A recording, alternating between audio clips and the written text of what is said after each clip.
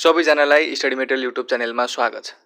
आज म तपाईहरुलाई सजिलैसँग एक्जाममा आउन सक्ने ग्रामरका प्रब्लमहरु कसरी सल्भ गर्ने त केही च्याप्टरहरुको आइडिया र त्यसका रुलहरु आज म तपाईलाई यो भिडियो मार्फत म तपाईहरुलाई बुझाउने छु। यदि तपाईले हामीले अगाडि नै बनाइसकेका ग्रामरका भिडियोहरु जस्तै भर्ब टेन्स, काइ इजेम आर वाज वेयरहरु प्रयोग गर्ने, कसरी प्रयोग गर्ने, प्रेपोजिसन, सेन्टेन्स प्याटर्नहरुको भिडियो हेर्नु भएको छैन भने मुनि डिस्क्रिप्सनमा गएर तपाई त्यो भिडियो हेर्न सक्नुहुन्छ। आज चाहिँ यो भिडियोमा म तपाईहरुलाई रिलेटिभ प्रोनाउन चाहिँ कसरी र कहाँ प्रयोग गर्ने, सब्जेक्ट र प्रेडिकेट्सका रुलहरु र मोडिफायरका के ग्रामरहरु कसरी गर्ने त हो त्यसको चाहिँ आज म तपाईलाई यो भिडियो मार्फत एक्सप्लेन गर्ने छु। र अब आउने नेक्स्ट भिडियोमा चाहिँ म तपाईहरुलाई सेन्टेन्समा आउन सक्ने क्वेशनहरु चाहिँ र त्यसका ग्रामरहरु चाहिँ म तपाईलाई त्यो भिडियो मार्फत बुझाउने छु। सो यदि तपाई हाम्रो च्यानलमा नयाँ हुनुहुन्छ भने चाहिँ हाम्रो च्यानललाई चाहिँ सब्स्क्राइब गर्न चाहिँ नबिर्सिनु होला। ल अब केही ढिलो नगरिकन भिडियोलाई स्टार्ट गरौँ।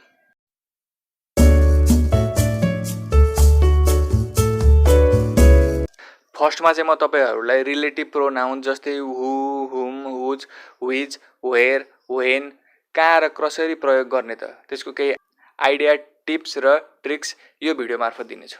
रिलेटिभ प्रोनाउन जस्तै हु, हुम र हुज चाहिँ व्यक्तिको सट्टामा प्रयोग हुन्छ। हु चाहिँ सब्जेक्ट प्रोनाउनको सट्टामा प्रयोग हुने गर्छ। सब्जेक्ट प्रोनाउन भनेको चाहिँ he, she, they, we, I, you चाहिँ सब्जेक्ट प्रोनाउन हुन्। यसलाई रिप्लेस गर्न चाहिँ हामीले हुको प्रयोग गर्नुपर्ने हुन्छ। हुम चाहिँ अब्जेक्ट प्रोनाउनलाई रिप्लेस गर्न प्रयोग हुन्छ। अब्जेक्ट प्रोनाउन भनेको चाहिँ हिम, हर, देम, अस, मी, यु हुन्। मी, युहरू चाहिँ हुन्। यो चाहिँ के हुन्छ सेन्टेन्सको अन्तिममा आउने गर्दछ। हो त्यसलाई हेरेर चाहिँ हामीले रिप्लेस गर्नुपर्ने हुन्छ। हुज चाहिँ पोसेसिभ प्रोनाउनलाई रिप्लेस गर्न प्रयोग हुन्छ। पोसेसिभ प्रोनाउन भनेको चाहिँ हिज, हर, देयर, आवर, माई, योर्स यसलाई रिप्लेस गर्न चाहिँ हामीले हुजको प्रयोग गर्नुपर्ने हुन्छ।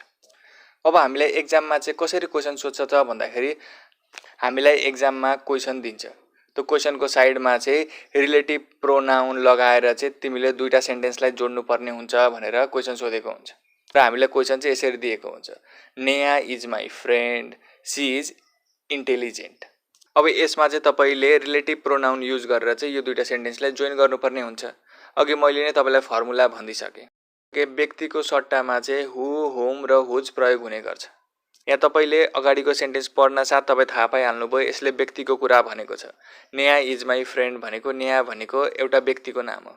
व्यक्तिको सट्टामा प्रयोग हुनेमा हु, हुम र हुज लाग्ने गर्छ। अब हामीले व्यक्तिको सट्टा त हेरिहाल्यौं। अब हामीले चेक गर्नुपर्ने हुन्छ प्रोनाउन कुन प्रोनाउनमा छ त, सब्जेक्ट प्रोनाउनमा छ कि अब्जेक्ट प्रोनाउनमा छ कि पोसेसिभ प्रोनाउनमा छ त। तपाईले त्यो कुरा चाहिँ अब सेकेन्ड सेन्टेन्समा आएर चेक गर्नुपर्ने हुन्छ।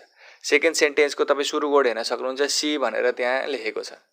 सी भन्न साथ यो के भयो सब्जेक्ट प्रोनाउन। अघि नै मैले तपाईलाई भनिसके ही, सी यस्तो आयो भने चाहिँ के हुन्छ यो सब्जेक्ट प्रोनाउन हो। अब सब्जेक्ट प्रोनाउनलाई तपाईले केले रिप्लेस गर्नुपर्ने हुन्छ हुले रिप्लेस गर्नुपर्ने हुन्छ।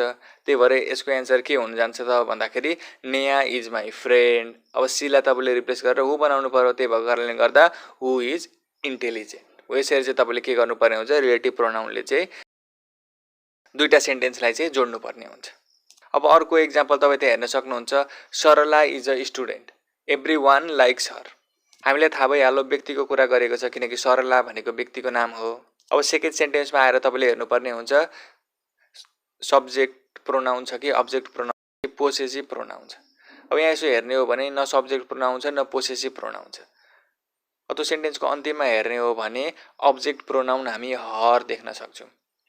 अब्जेक्ट प्रोनाउनलाई केले रिप्लेस गर्छ त भन्दाखेरि होमले रिप्लेस गर्छ जुन कुरा अघि मैले तपाईलाई भनिसके। अब यसको के हुने भयो त एन्सर भन्दाखेरि Sarla is a student home everyone likes. किनकि अब यहाँ हामीले हर किन लेखिनौँ भन्दाखेरि हरलाई चाहिँ हामीले रिप्लेस गरेर अगाडि होम ल्याएको हो। त्यही भएर हामीले यसमा हर लेख्दिनौँ एन्सरमा। त्यही भएर हामीले एन्सरमा चाहिँ हर लेख्दिनौँ। के मात्रै लेख्छौँ Sarala is a student home everyone likes. अब अर्को एक्जाम्पल हामी हेर्न सक्छौँ Gita studies medicine, her father is a pilot. अब यहाँ गीता भनेपछि व्यक्तिको नाम आइहाल्यो। यो चाहिँ के हो यो सेन्टेन्सले व्यक्तिको कुरा गर्छ भनेपछि अब कुन अब पछाडिको सेन्टेन्समा चाहिँ के छ त सब्जेक्ट प्रोनाउन छ कि अब्जेक्ट प्रोनाउन छ कि पोसेसिभ प्रोनाउन छ त अब यसो हेर्ने हो भने सब्जेक्ट प्रोनाउन छैन, किनकि त्यहाँ हि सी भनेर केही पनि छैन। अब पछाडि अब्जेक्ट प्रोनाउनमा हेऱ्यो भने अब्जेक्ट प्रोनाउन पनि छैन, किनकि सेन्टेन्सको अन्तिममा पाइलोट भनेर छ। अब त्यहाँ अगाडि के छ, हर छ। हर भन्नासाथ पोजेसिभ प्रोनाउन। हर अगाडि आयो भने पोजेसिभ प्रोनाउन, अघि हर पछाडि आएको थियो अन्तिममा, त्यही भएर त्यो अब्जेक्टिभ प्रोनाउन भएको थियो। अब पोजेसिभ प्रोनाउनलाई केले रिप्लेस गर्छ त भन्दाखेरि हुजले रिप्लेस गर्छ। त्यही भएर अब यसको एन्सर के हुन्छ त, Gita studies medicine, whose father is a pilot. हो यसरी चाहिँ तपाईँले रिलेटिभ प्रोनाउनको चाहिँ हु, हुम, हुज लगाएर चाहिँ के गर्न सक्नुहुन्छ, सेन्टेन्सलाई जोड्न सक्नुहुन्छ। अब आउँछ अर्को विच। विच रिलेटिभ प्रोनाउन चाहिँ कस्तोमा प्रयोग हुन्छ त भन्दाखेरि यदि कुनै सेन्टेन्सले एनिमल, थिङ्स अथवा बर्डहरूको कुरा गर्दैछ भने हो तिनीहरूको चाहिँ प्रोनाउनको ठाउँमा चाहिँ के आउने गर्छ, विचको प्रयोग हुने गर्छ। अब एक्जाम्पल तपाईँ हेर्न सक्नुहुन्छ, diamond is a hard substance, it is use for cutting glass. अब यहाँ डायमन्ड भनेको यानि एउटा कुनै थिङ्सको कुरा हुँदैछ। अब थिङ्सको कुरा कुनै सेन्टेन्सले गर्दैछ र अर्को सेन्टेन्समा त्यसको प्रोनाउन छ भने त्यस्तो प्रोनाउनलाई हामीले केले रिप्लेस गर्नुपर्ने हुन्छ, विचले रिप्लेस गर्नुपर्ने हुन्छ। अब अर्को सेन्टेन्समा त्यसको प्रोनाउन भनेको के हो, डायमन्ड, त्यहाँ इट भनेर लेखेको छ। इट भन्ने बित्तिकै के बुझ्यौँ त हामीले, डायमन्ड भन्ने बुझ्यौँ। डायमन्डको प्रोनाउन नै इट भएर आएको छ त्यहाँ। अब त्यो इटलाई तपाईँले केले रिप्लेस गर्नुपर्ने हुन्छ, विचले रिप्लेस गर्नुपर्ने हुन्छ। भनेपछि अब त्यसको एन्सर के भयो त भन्दाखेरि diamond is a hard substance which is used for cutting glass. हो यसरी चाहिँ तपाईँले के गर्नुपर्छ, रिलेटिभ प्रोनाउन विच लगाएर चाहिँ तपाईँले सेन्टेन्स जोड्नुपर्ने हुन्छ। हो त्यसरी नै अब एनिमल, बर्ड्सको कुरा कुनै सेन्टेन्सले भनेको छ र अर्को सेन्टेन्समा त्यसको प्रोनाउन छ भने त्यस्तो प्रोनाउनलाई चाहिँ तपाईँले केले, विचले रिप्लेस गर्नुपर्ने हुन्छ। जुन कुरा चाहिँ तपाईँ मुनिको दुईवटा एक्जाम्पलमा पनि देख्न सक्नुहुन्छ।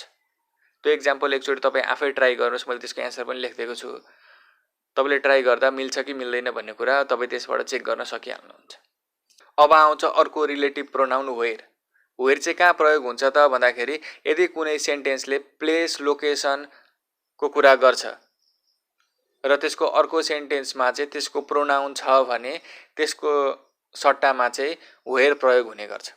एक्जाम्पलको लागि तपाईँ हेर्न सक्नुहुन्छ, Pokhara is a tourist area, you can see many lakes there. अब यहाँ यसले चाहिँ पोखरा भन्ने एउटा प्लेस र लोकेसनको कुरा गर्दैछ। अब तपाईँले अर्को सेन्टेन्समा हेर्नुपर्छ, त्यो पोखरा भन्ने कुरालाई चाहिँ अर्को सेन्टेन्समा कुन प्रोनाउनले देखाएको छ त भन्दाखेरि त्यहाँ तपाईँ अर्को सेन्टेन्समा देख्नुहुन्छ, you can see many lake there भनेको तपाईँ त्यहाँ गएर चाहिँ धेरै लेक देख्न सक्नुहुन्छ। भनेपछि त्यहाँ देयर भन्ने शब्दले चाहिँ पोखरालाई देखाएको छ। अब तपाईँले के गर्नुपर्छ, देयरलाई चाहिँ रिप्लेस गर्नुपर्छ केले भन्दाखेरि वेयरले। त्यही भएको कारणले गर्दा अब यसको एन्सर चाहिँ के हुन्छ त भन्दाखेरि Pokhara is a tourist area where you can see many lakes. तपाईँले त्यहाँ देयर लेख्नु परेन। किन देयर लेख्नु परेन भन्दाखेरि देयरको सट्टामा अगाडि नै वेयर रिलेटिभ प्रोनाउन आइसकेको छ। हो यसरी चाहिँ तपाईँले के गर्न सक्नुपर्छ, दुईवटा सेन्टेन्स रिलेटिभ प्रोनाउन लगाएर चाहिँ जोड्न सक्नुपर्छ, मैले दिएको ट्रिक्स र आइडिया अनुसार। अब अर्को रिलेटिभ प्रोनाउन वेन चाहिँ कहाँ प्रयोग हुन्छ त भन्दाखेरि वेन चाहिँ टाइम, डेट अथवा डे दिएको छ र त्यो सेन्टेन्सले त्यो कुरा गर्दैछ र अर्को सेन्टेन्समा चाहिँ त्यसको प्रोनाउन छ भने त्यो प्रोनाउनलाई चाहिँ वेनले रिप्लेस गर्ने गर्छ हामीले के गर्दा त्यो दुईटा सेन्टेन्सलाई जोड्दाखेरि। अब एक्जाम्पल तपाईँ हेर्न सक्नुहुन्छ, the day was Sunday, it rained cats and dogs own Sunday. अब यहाँ एउटा डेको कुरा हुँदैछ, सन्डे। अब अर्को सेन्टेन्समा तपाईँ हेर्न सक्नुहुन्छ, सन्डे नै भनेर दिएको छ, त्यसको रिलेटिभ सन्डे नै भनेर दिएको छ, त्यो प्रोनाउन युज भएको छैन, नाउन नै युज भएको छ। अब तपाईँले के गर्नुपर्छ, त्यो सेकेन्ड सेन्टेन्समा भएको सन्डेलाई केले रिप्लेस गर्नुपर्छ, वेनले रिप्लेस गर्नुपर्छ। त्यही भएको कारणले गर्दा यसको एन्सर के हुन्छ त भन्दा the day was Sunday when it rained cats and dogs.